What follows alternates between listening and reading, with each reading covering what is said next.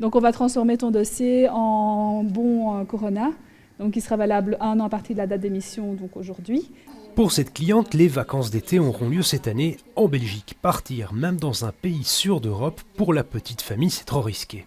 Parce que je ne veux pas prendre de risques avec les enfants et on reconfine un peu partout, Lisbonne, Espagne et autres. Je préfère rester... Entre le vert, l'orange et le rouge, les vacanciers et les agences envoient de toutes les couleurs.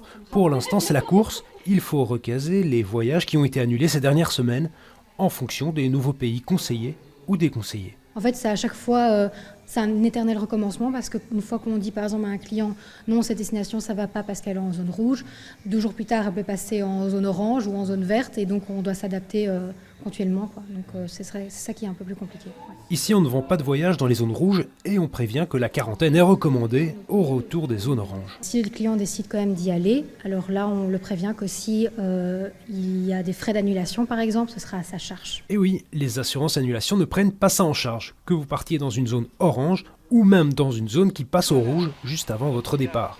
Les assurances annulation procèdent en général au départ d'une liste de situations qui donne droit à l'intervention de la compagnie d'assurance. Et quand vous parcourez cette liste, vous allez voir que le fait que la zone vers laquelle vous souhaitez partir connaissent des problèmes, que ce soit des problèmes de sécurité ou des problèmes sanitaires, c'est pas repris dans cette liste, donc il n'y a pas d'intervention de la compagnie. Par contre, si le vol n'est pas opéré, c'est à la compagnie aérienne de rembourser le prix du billet.